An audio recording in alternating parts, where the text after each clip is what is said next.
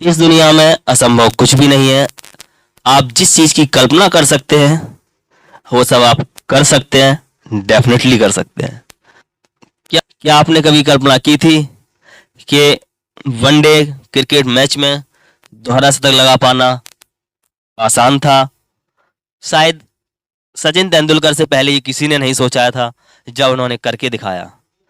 2963 one day match लगे 2963 one day match लगे जब सचिन तेंदुलकर के बल्ले से 200 रन यानी कि दोहरा शतक आया दिसंबर 2010 में। उसके बाद सचिन तेंदुलकर के बाद सिर्फ 250 वनडे मैच और लगे, सहवाग ने भी 200 शतक बनाया, दोहरा शतक बनाया। पहले सचिन से पहले ये सब असंभव था, लेकिन उन्होंने करके दिखाया।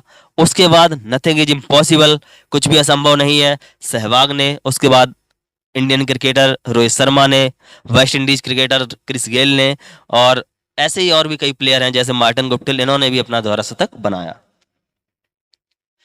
तो डियर फ्रेंड्स, मैं आपसे फिर कहना चाहूंगा, नथिंग इज इम्पॉसिबल। इस दुनिया में असंभव कुछ भी नहीं है।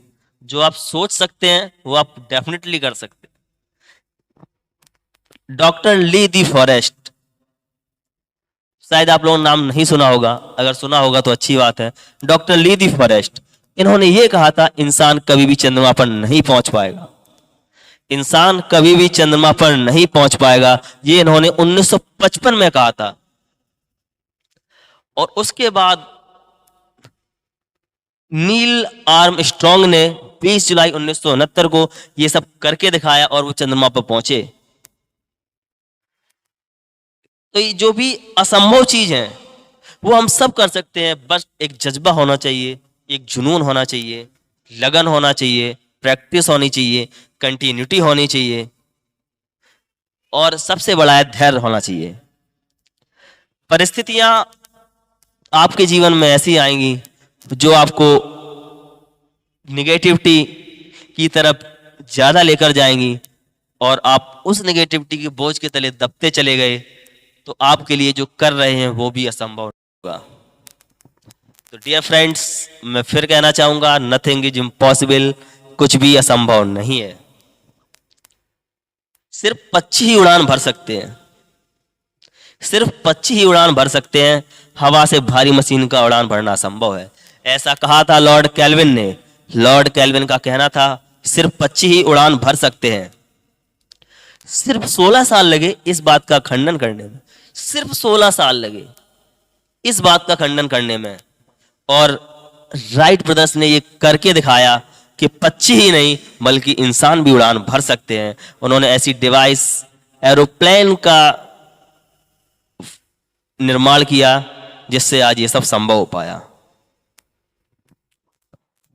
तो डियर फ्रेंड्स, बहुत सी ऐसी चीजें हैं जो हम सोच तो सकते हैं, कर नहीं सकते, लेकिन कर सकते हैं, सोच नहीं सकते। तो सोचना बहुत जरूरी है। अपने आप को कभी भी डिमोटिवेट मत करिए, अपनी तुलना किसी और से मत कीजिए, क्योंकि आप संसार में जो भी हैं अपने तरीके के एक यूनिक व्यक्ति हैं। अगर आप अपनी तुलना करेंगे कि आज ये वो है किसी दूसरे से और हम यहाँ हैं, तो आप अपने आप को उतना निगेटिविटी अपने नीचे की ओर ले जाएंगे। संसार में भगवान की बनाई हुई प्रत्येक वस्तु अपने आप में एक अद्वितीय है, यूनिक है। प्रत्येक व्यक्ति में एक अलग अलग क्वालिटीज होती हैं, डिफरेंट क्वालिटीज होती हैं, और उन क्वालिटीज के अपने लेवल को बढ़ाकर वो दूसरों से भिन्न होता है, दूसरों से अच्छा कर सकता है। शायद आपने नाम सुना होगा बीथोवेन। 20 साल की उम्र में बहरे हो गए थे। क्या आप कल्पना कर सकते हैं कोई बहरा आदमी म्यूजिशियन बन सकता है? कोई बहरा आदमी कुछ कर सकता है?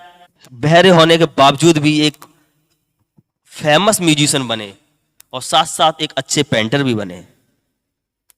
तो nothing is impossible dear friends. आप जो सोच सकते हैं वो कर सकते हैं।